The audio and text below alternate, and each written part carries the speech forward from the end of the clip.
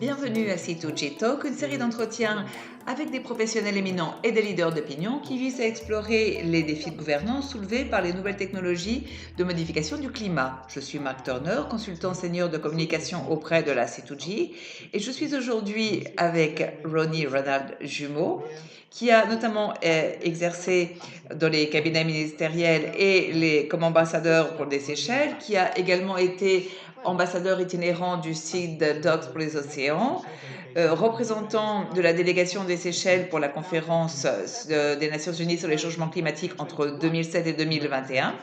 Et il a représenté les petits États insulaires en développement au Conseil du Fonds national vert pour le climat. Il est également membre des conseils des directeurs du Conseil d'Iceland Conservation et il a été membre du comité consultatif de C2G dans nos 3 premières années d'exploitation.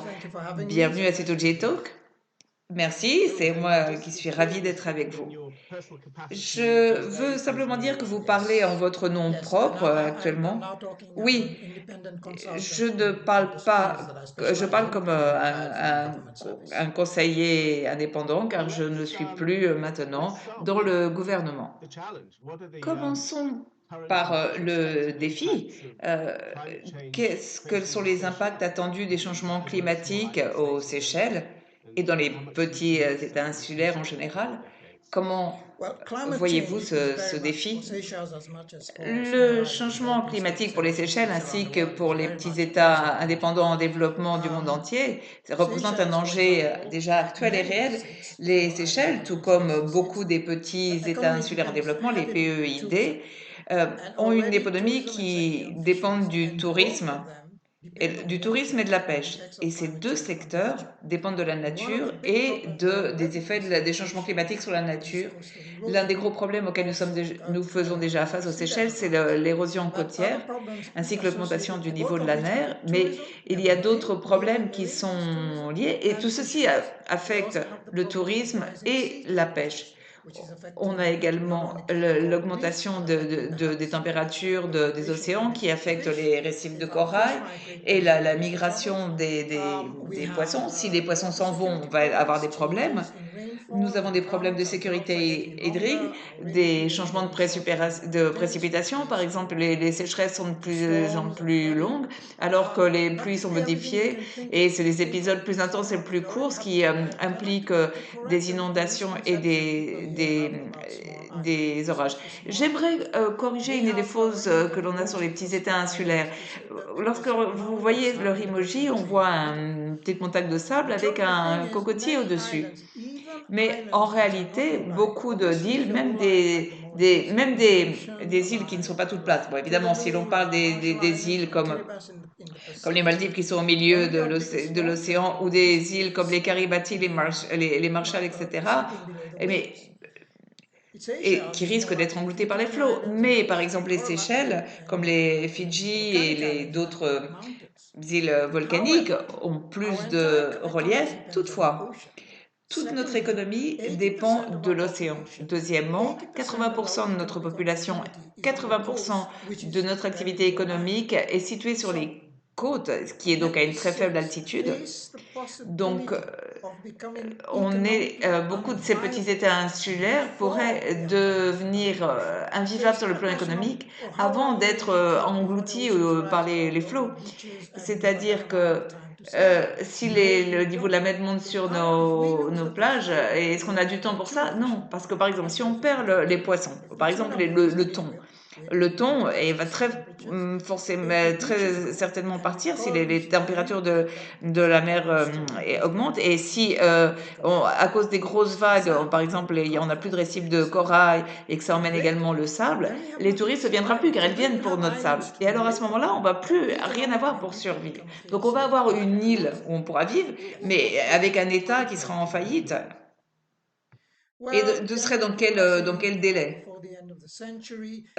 En général, les gens disent avant la fin du siècle, mais vous savez, quand on parle de délai, c'est que les changements climatiques sont toujours en avant de la science. On va dire que la science lutte pour rattraper.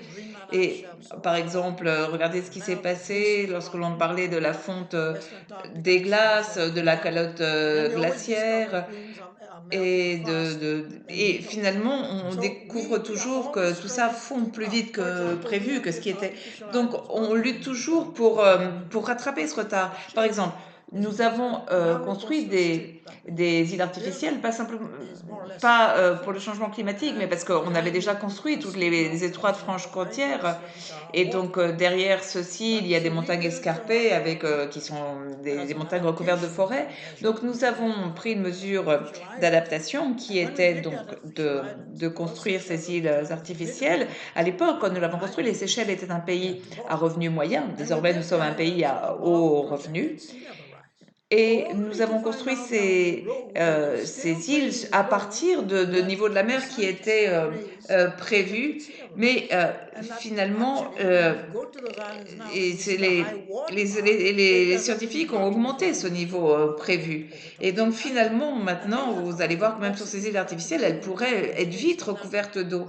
Donc tout ça, c'est une complexité à laquelle nous faisons face. Et l'échelle du problème, l'ampleur, et s'aggrave et que c'est si cher que même les Seychelles, qui est un pays à haut revenu, ne peut pas se permettre de faire face à tout ceci. Quels autres types de mesures d'adaptation pourraient être prises et dans quelle mesure? Car évidemment, une augmentation très significative de température pourrait faire en sorte que ces mesures deviennent et des coûts prohibitifs.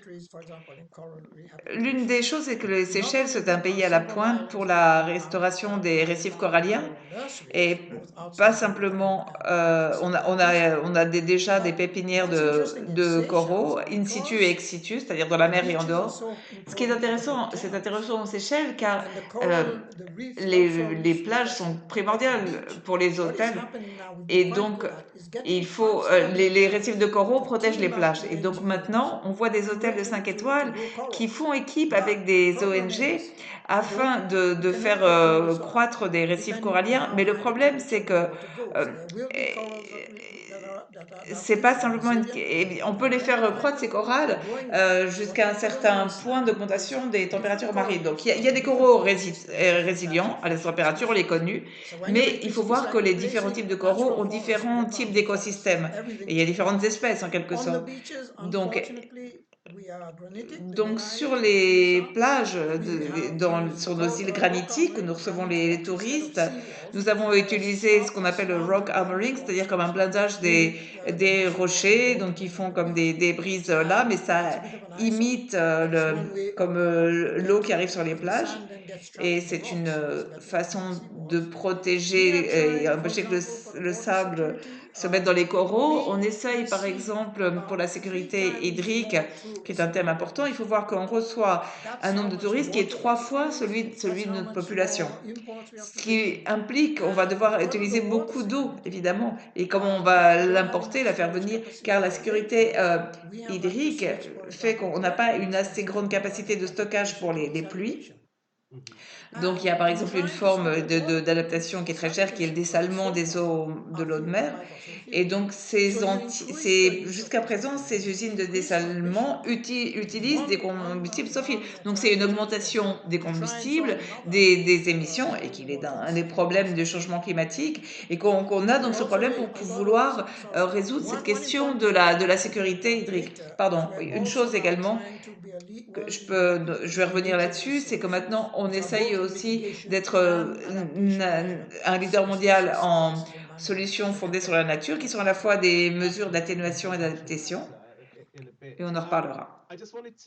Oui, nous allons bien sûr revenir sur ce sujet. Moi, j'aimerais justement repartir sur ce que vous avez dit, car vous avez déjà parlé de ce qu'appellent les Seychelles pour les océans, mais d'une façon plus générale, comment voyez-vous la question qui entoure donc les océans et les changements climatiques est-ce que c'est pris en compte dans les politiques climatiques, la diplomatie? Est-ce que ça bénéficie d'assez d'attention, d'assez de mécanismes?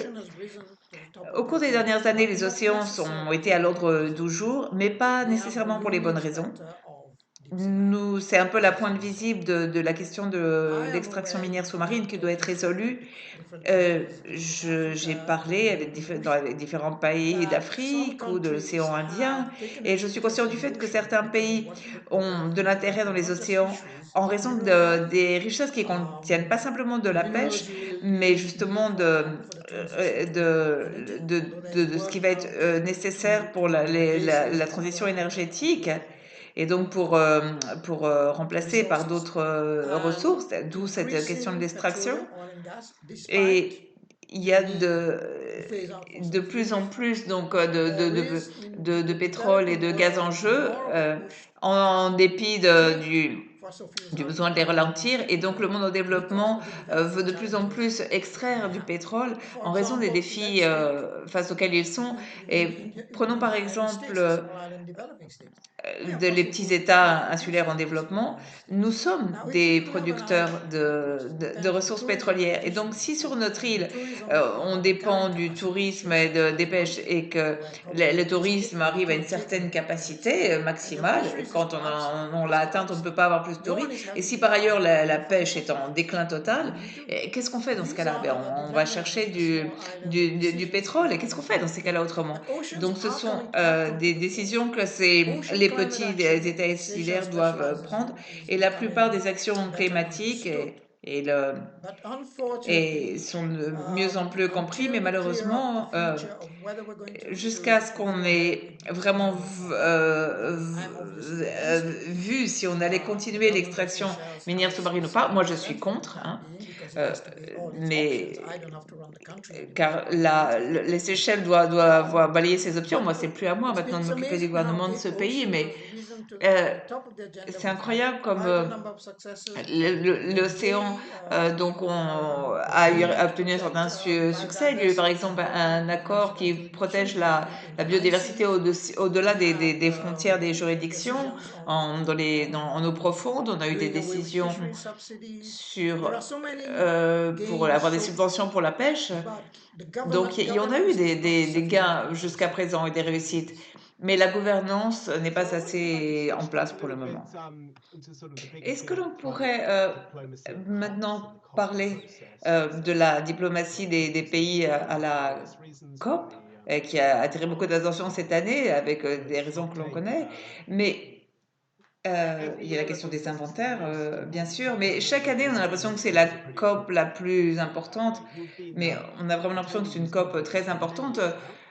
Ça fait des années que vous allez donc à ces COP. Au fil du temps, comment avez-vous vu l'évolution, donc au fil du temps, depuis que vous le faites, et dans quelle mesure elles deviennent, elles s'adaptent aux objectifs? Ce qui est triste, c'est que, comme vous disiez, que les COP sont de plus en plus importantes, mais c'est parce qu'on ne prend pas les actions qu'il faut prendre. Ça fait très longtemps qu'on aurait dû prendre des mesures. Je suis fière de voir que nos petits États insulaires ont été les premiers à sonner l'alerte dans les années 90. À cette époque, il était plus facile de faire la distinction entre les États qui étaient vulnérables et ceux qui ne l'étaient pas. Désormais, tout le monde est vulnérable. Et c'est pourquoi, comme on a mis si longtemps à parler des pertes et des dégâts, dont on a enfin parlé cette année à la COP, l'année dernière, donc il faut être au bord du gouffre avant de prendre des mesures. Et c'est pourquoi chaque COP est de plus en plus importante. Pourquoi? Parce que chaque COP échoue à faire tout ce qu'elle aurait dû faire, donc ça s'accumule. Parfois, on célèbre des petites victoires un peu, qui sont un peu pathétiques, mais c'est mieux que rien. Euh, mais ce qui compte, c'est les résultats. Mais parallèlement à ça, oui, irait-on si nous n'allions pas au COP? Nous sommes les petits États insulaires. Les petits États sont ne peuvent pas intégrer le G20, le G10. Bon, maintenant, on voit que le groupe les pays des BRICS euh, veulent s'agrandir. C'est-à-dire le Brésil, Russie, l'Inde, la Chine, et l'Afrique du Sud. Ils voudraient agrandir leur groupe. les BRICS sont des États en développement, mais donc où est-ce qu'ils vont se placer par rapport au G77 en Chine, dont nous faisons partie? Mais nous, on ne peut pas rentrer au G20 et au G10. Et on est en dehors de ça.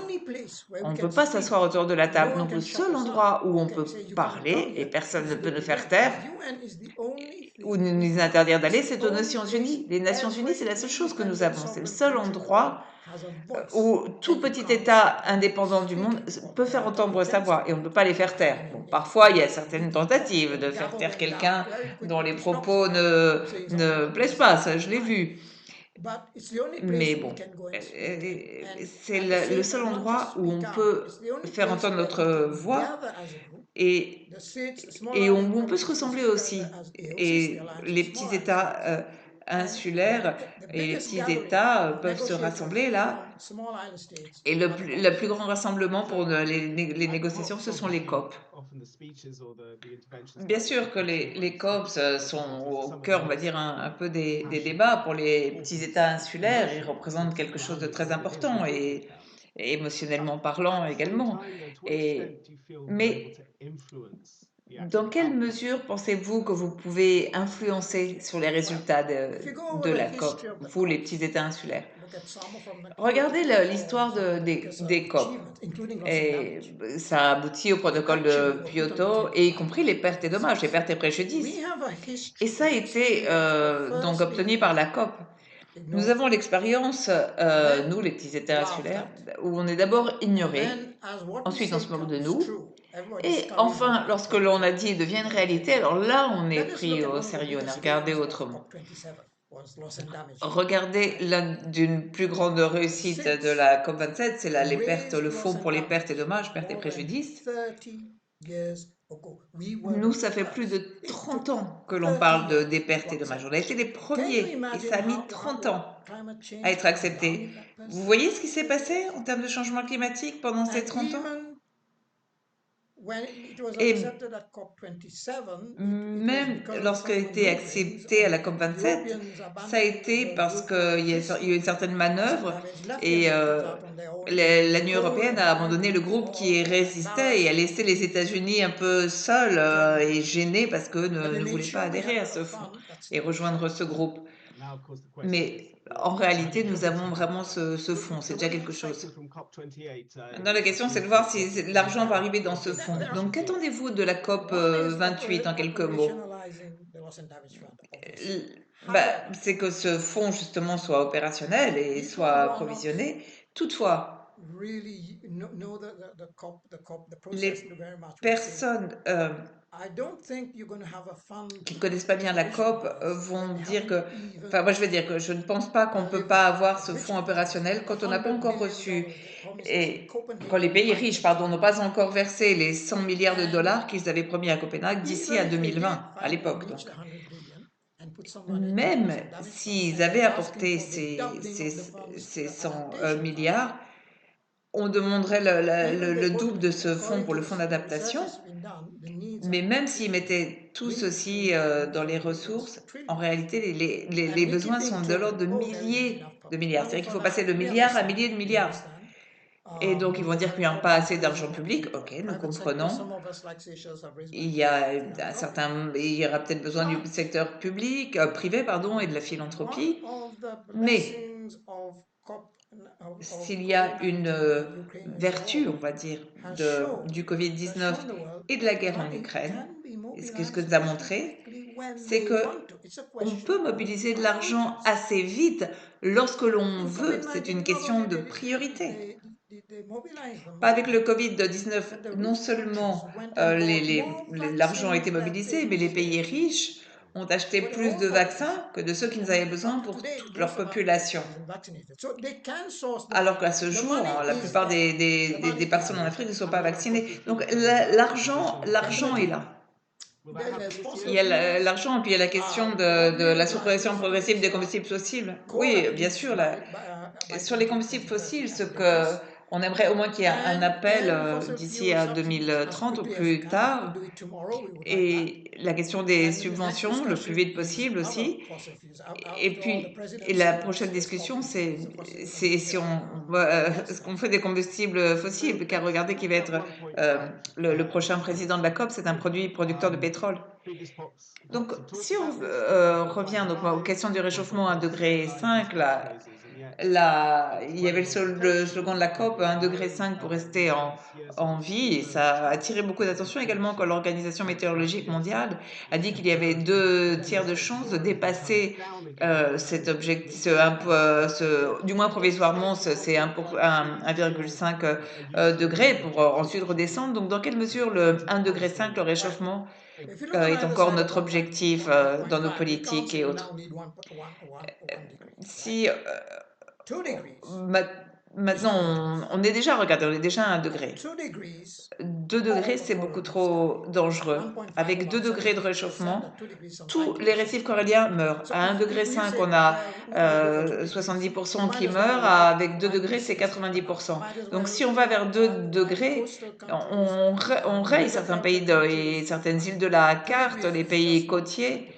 So et ça, on we're les raye de la struggling carte avec 2 and degrés. trying to Donc c'est pas find acceptable. different ways, Donc innovative déjà, ways il to faut resolve this vraiment problem. se As far as the fixer à science is notre objectif concerned, de 1,5 degré et il words faut have vraiment come trouver les out. You moyens. see, you La don't think science le dit, 70 years ago ce people qu'on said voit one du degree, now we GIEC, need 1.5. Forget dit it. qu'il faut, We're on hanging disait il y a on quelques années by our qu'on pouvait accepter fingernails 1 degré 5. Non, and people say we on still have croise what les we doigts need, pour the mineral avoir resources and the 1 stuff degré to 5 reach 1.5. et It's il the faut political will. avoir les That's ressources et les missing. It's moyens not pour the atteindre ce 1 degré technology 5. Mais en that réalité, ce qui manque, c'est la matters. volonté politique. Ce sont And ni 2 la degrees is technologie, just, ni les and ressources qui manquent. incidentally, Et donc 2 one thing I tell degrés, people when they say, c'est oh, that impossible. much level Et rise is entre so high, don't parenthèses, worry. une chose que je I dis aux say, personnes alors qu'ils me no, disent que l'élévation du niveau because de la if mer we reach va a toucher state les of petites sea îles, level rise non, where the je leur islands dis, disappear, car si nous, on atteint so will Miami, une élévation du niveau de la mer qui fait so will New disparaître nos York. îles, So ça va will être la même all the chose à great Miami, cities ça of va être la même today. chose The à only New difference York between us et and dans them toutes is les that grandes they have villes money qui and sont they will construites le throw long des some côtes. money at La différence entre increasing their eux carbon et nous, c'est emissions qu'ils ont steadily. de l'argent et ils vont mettre du That's the béton contre difference. ça. Et Because ce they're qui va all augmenter more or les less on émissions the de same carbone en level raison de as la us. construction. Ça, c'est I la use an différence. example in Car Africa. ils sont Someone said, au oh, même niveau African que islands, nous. they're Il y a par so exemple un small. exemple I en said, Afrique.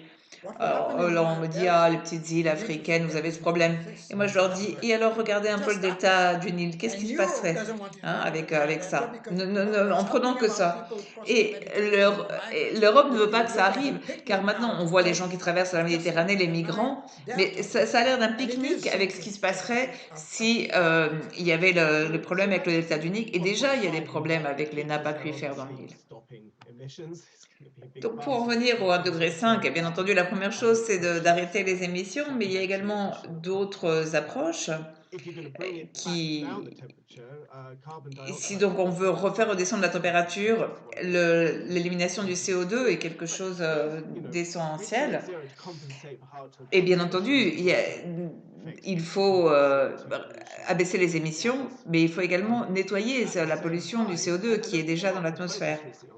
Et parallèlement à ceci, donc dernièrement, il y a eu un grand intérêt pour l'élimination du CO2, il y a eu de l'argent même qui a été mis, mais ceci s'entoure de beaucoup d'inquiétudes, et ça s'entoure de défis sur la mise à plus grande échelle et sur les conséquences et sur la question que ça peut dissuader de réduire les émissions, ce qu'on appelle l'aléa moral.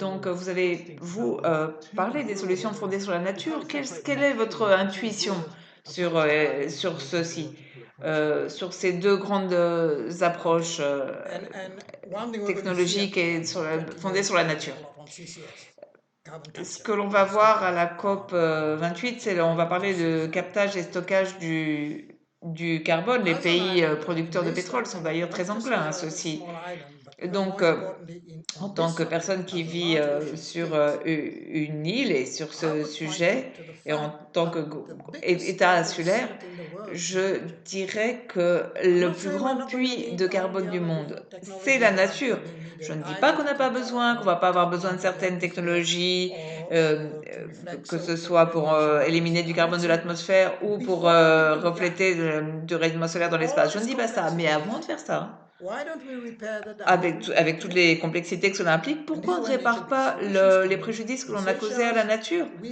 Donc, voilà où sont les solutions photovoltaïques sur la nature. Aux Seychelles, nous avons 150 îles et 455 km², dont 47% est protégé. Mais c'est rien, 47% de 455 km². Nous avons 1,3 million de kilomètres carrés d'océan. Et à l'heure actuelle, on utilise, avec l'aide de personnes comme l'Université d'Oxford et avec d'autres partenaires, car pour nous, tous ces partenariats sont très importants. Donc, on utilise nos mangroves et nos herbes marines pour voir, on va voir que ces mangroves et ces herbes marines séquestrent probablement plus de carbone que celui que l'on émet.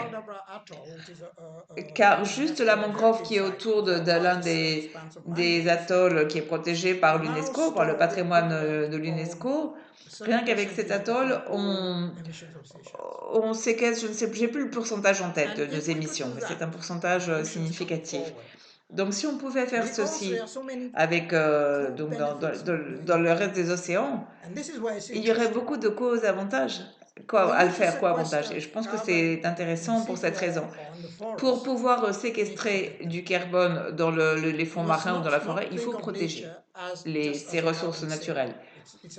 On ne doit pas penser à la nature simplement comme à un puits de carbone. Il y a aussi la question, et l'autre crise d'ailleurs, qui est celle de la biodiversité.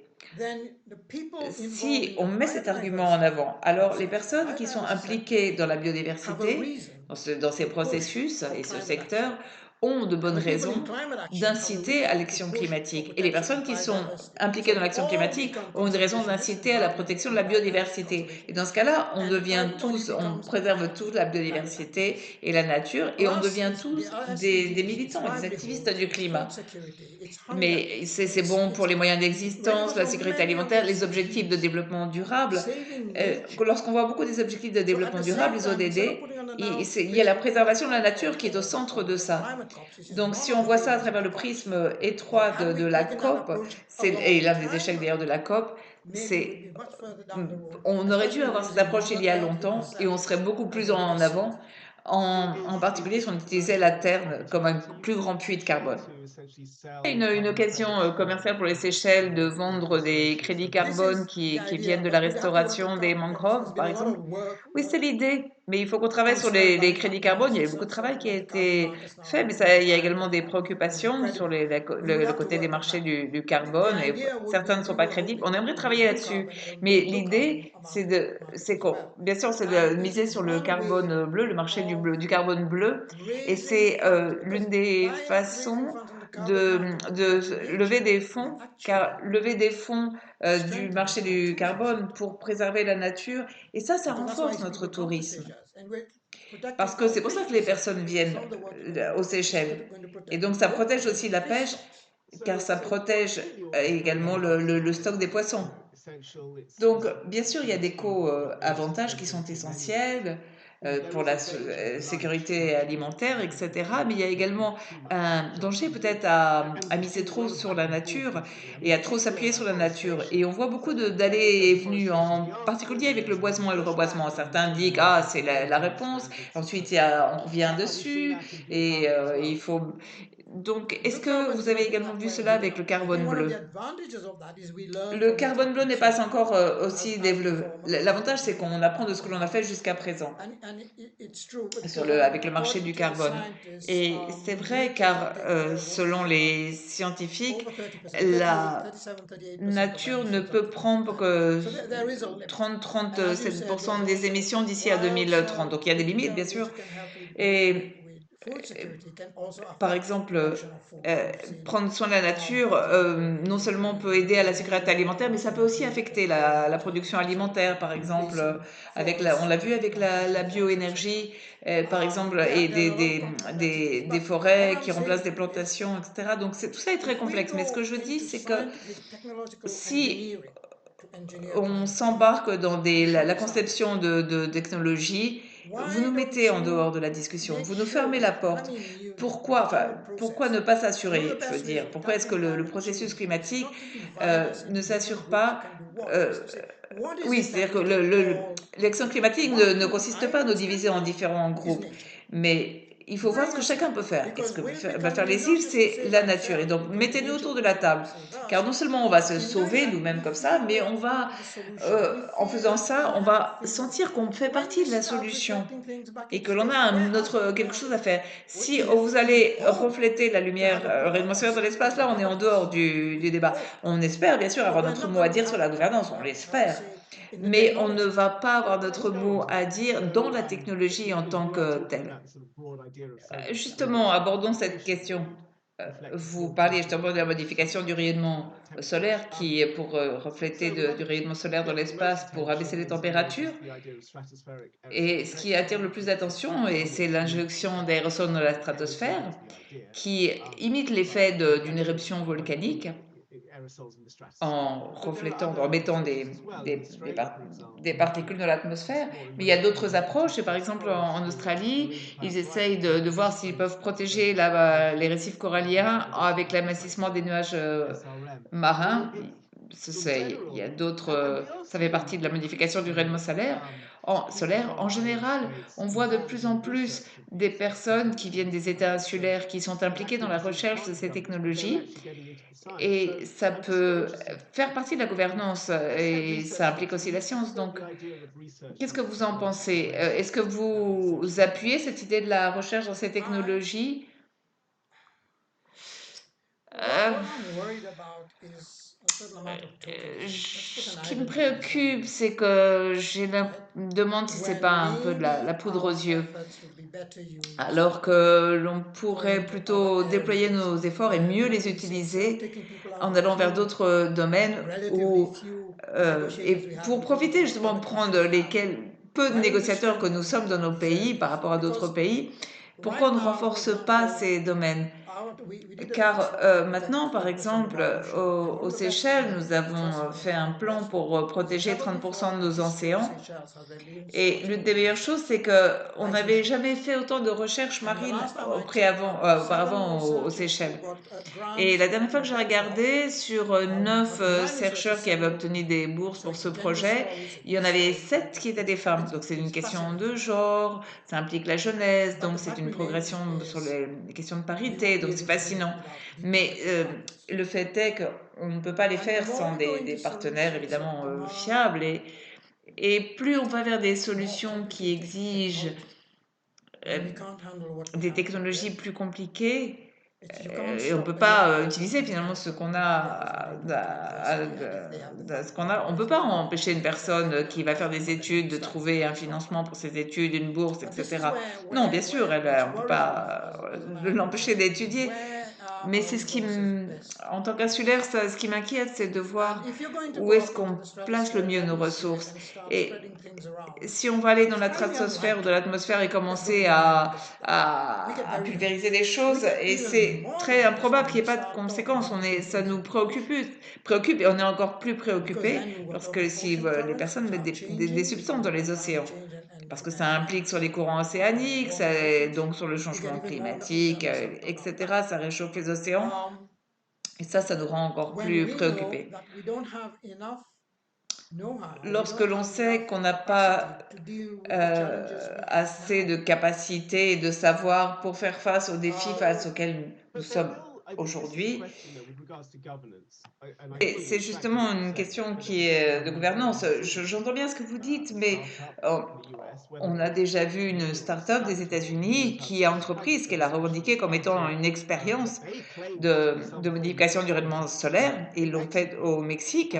Ça a provoqué une grosse controverse, un retour de bâton. Mais peut-être que la question c'est vous pouvez vous choisir de fait que la gouvernance n'est pas une priorité, mais elle est toutefois nécessaire. Et comment est-ce que vous allez avoir une gouvernance efficace et significative de la part d'experts dans des petits États insulaires comme les Seychelles? Oui, bien sûr, il faut que nous soyons autour de la table.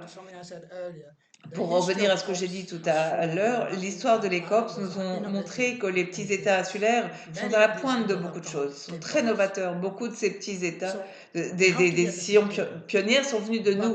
Donc il faut que nous soyons autour de la table. Mais il faut faire attention à ce que ça ne détourne ni l'argent ni l'attention. Il faut faire attention que lorsque l'on demande de l'argent pour les pertes et dommages, l'adaptation et l'atténuation, que dans ces cas-là, les personnes soudain ne détournent pas de l'argent, ne le mettent pas dans des startups qui absorbent des énormes sommes pour, jusqu'à présent, d'après ce que l'on peut voir, des résultats très faibles. Et c'est là où est notre préoccupation. Euh, Par exemple, prenons les exemples des États-Unis et leurs objectifs climatiques. Beaucoup d'argent du gouvernement va dans les énergies renouvelables. Je ne dis pas que c'est une mauvaise chose, bien sûr. Ça va les aider, bien sûr. Mais qu'est-ce que ça fait? C'est que ça prend de l'argent. Ça réduit les sommes qui pourraient être versées à des personnes comme nous. Du moins l'argent des gouvernements. Je ne parle pas du secteur privé qui a aussi des fonds avec la philanthropie et il y a de l'argent, il y a une certaine somme qui peut être investie. Donc ça, c'est voilà, c'est le souci que nous avons. Et, et ça commence, comme par exemple, c'est la même chose qu'avec les milliardaires qui vont dans l'espace. Il y a toute une discussion, c'est leur argent, mais ils ont le droit d'aller dans l'espace, mais est-ce que c'est bien dépensé? Ou est-ce qu'ils pourraient l'utiliser pour faire quelque chose qui serait au profit de beaucoup plus de personnes? Et ça, c'est lorsqu'on voit ces images de grosses machines qui absorbent pardon, du CO2. Dans mon pays, moi, j'aimerais voir plus d'arbres qui absorbent du CO2 dans l'air et plus de plantations d'herbiers marins, par exemple, ce qui est très cher pour nous. Alors, ne parlons même pas d'utiliser ces technologies, ça c'est carrément inabordable. Donc, il y a des personnes qui étudient ces solutions et des personnes comme C2G qui étudient la question de la gouvernance. Peut-être que et peut-être que l'initiative bébé NG nous donne de l'espoir. C'est le traité pour la conservation de la biodiversité en haute mer. Et j'aimerais voir aussi, vous savez que le diable est dans les détails, et qu'est-ce qui va se passer quand on va essayer de protéger la haute mer. Mais il n'y a peut-être pas si longtemps que ça, les personnes n'auraient pas cru à ça en raison de l'histoire de la protection des eaux territoriales, on a eu du mal à arriver à un accord. Et parce qu'il y avait beaucoup d'intérêts commerciaux en jeu, et donc les personnes ne voulaient pas de réglementation en la matière. Mais finalement, on est arrivé à un accord. Pardon. Non, je vous en prie, allez-y. Je voudrais, pour conclure, peut-être vous poser cette question, car j'ai remarqué que vous aimiez avant beaucoup les réseaux sociaux et que vous aviez actuellement, on se demande si ces plateformes n'entravent pas cette discussion sur le climat. Donc, est-ce que vous voyez encore les outils, les médias sociaux ou les réseaux sociaux comme un outil utile pour le climat? Comment vous voyez-vous l'évolution? Bon, je pense que c'est le meilleur outil pour atteindre, pour toucher la jeunesse. Lorsque j'étais ministre de l'Environnement, par exemple, et qu'on protégeait les tortues de mer, et on a culturellement l'habitude de manger des tortues de mer. Dans ma génération, on avait des lois, certes, mais, mais quand la nouvelle génération est arrivée, elle a refusé de manger des tortues de mer car c'était pas dans leur coutume. Ils n'avaient pas vu ça eux en tant que petits. Et ils comprennent des questions, par exemple comme les startups, beaucoup mieux que moi. Donc les réseaux sociaux sont importants pour eux et ils sont importants pour par exemple des communautés autochtones qui ne peuvent pas faire entendre leur voix dans les discussions officielles des pays. Parce que c'est des personnes qui ne sont peut-être pas assis autour des tables des négociations, de la COP, etc. Mais on ne peut pas les faire taire sur Internet et compagnie. Et on ne peut pas les empêcher de parler. Et donc, toute personne, partout et n'importe quand peut s'exprimer à travers les réseaux sociaux. Et je pense que c'est la vertu des réseaux sociaux. Bon, dans certains pays, les réseaux sociaux sont fermés, mais nul n'est parfait, mais Mais par exemple, je n'oublierai jamais ça. C'est une anecdote intéressante. Quand j'étais à New York, j'étais ambassadeur pendant 13 ans. Et donc, j'étais dans les sessions et j'assumais donc mes fonctions et dans le cabinet du ministère auprès du président. Et je marchais un jour comme ça dans les couloirs et l'un des gardes du corps du président, qui était un homme jeune, me dit: «Ah bonjour, comment allez-vous?» J'ai dit: «Bon, bonjour». Et il me dit: «Vous savez, je voulais vous dire, je vous suis et c'est le garde du corps d'un président». C'est-à-dire qu'autrement, si j'avais pas eu les réseaux sociaux, il n'aurait pas peut-être été intéressé, il n'aurait, euh, vous voyez, et le garde du corps d'un président m'aurait peut-être pas parlé de ça. Et vraiment, ça m'a frappé. Et car on ne sait pas qui vous écoute lorsque vous êtes sur les réseaux, vous ne savez pas euh, que peut-être il y a des personnes qui sont une personne qui est ignorée et finalement la meilleure façon pour communiquer c'est d'utiliser son téléphone. Donc vous pensez que les avantages sont encore sont plus importants que les inconvénients? Oui, bien sûr. Bien sûr, il y a la question qui va se poser maintenant avec l'intelligence artificielle, mais dans les pays en développement en particulier, parfois la seule façon, par exemple au cœur de l'Afrique ou de l'Asie, pour que les personnes puissent communiquer avec les autorités, les médecins, des infirmières, des sauveteurs, c'est à travers les réseaux sociaux. Je pourrais peut-être terminer avec une question que je pose à toutes les personnes qui travaillent dans ce secteur depuis longtemps. Comment vous gardez votre motivation alors que vous avez vu beaucoup de choses qu'on a essayées, qui n'ont pas eu de résultats concrets? Donc, où est-ce que vous gardez votre motivation et votre espoir? Vous savez, c'est une chose que je dis toujours. Il y a beaucoup de définitions de la résilience. Mais la résilience, c'est le sourire sur le visage d'un insulaire. On est passé par tellement de choses. Quand les îles Fidji ont été touchées par un cyclone, ça a bénéficié bien sûr d'une couverture médiatique mondiale et on a vu les petits enfants qui étaient encore tout mouillés. Le premier jour, ils étaient tout tristes, tout maussades. Mais le troisième jour, on a commencé à les revoir sourire. On ne peut pas se permettre d'être dépressif. On ne peut pas se permettre de baisser les bras. Chaque fois je vois sur une plage, je vois quelque chose, soit ça bouleverse, soit ça me met en colère. Mais je ne me conforme pas à ce que je vois, je ne suis pas complaisant. Non, je me dis, c'est hors de question que ça arrive. On ne va pas laisser permettre ça. Mais moi, je ne vais pas émigrer. Je ne vais pas devenir un réfugié climatique. J'aime pas le terme, un migrant climatique. Je ne vais pas partir de chez moi. Je ne veux pas me le permettre, je suis un grand-père, j'ai deux petites filles. Un jour, mes petites filles vont me dire: «Ah tiens, toi, tu as eu tous ces titres-là dans le gouvernement, mais regarde le bazar que nous a laissé, qu'est-ce que tu as fait?» Et je dois être capable de répondre à cette question. Donc, je ne donne pas des discours comme les responsables des États qui disent faut faire ci ou ça pour nos enfants, nos petits-enfants. Et ensuite, ils rentrent chez eux et ils font comme s'ils n'avaient ni enfants ni petits-enfants. Donc, moi, j'en fais une question personnelle, comme un pacte entre moi et mes petites filles. Et si je sauve le monde pour mes petites filles, je peux le sauver pour toutes les autres personnes. Sur cette note très optimiste, je vous remercie tellement d'avoir participé, d'avoir été un invité formidable. Ben, merci de m'avoir reçu, c'était un grand plaisir pour moi aussi.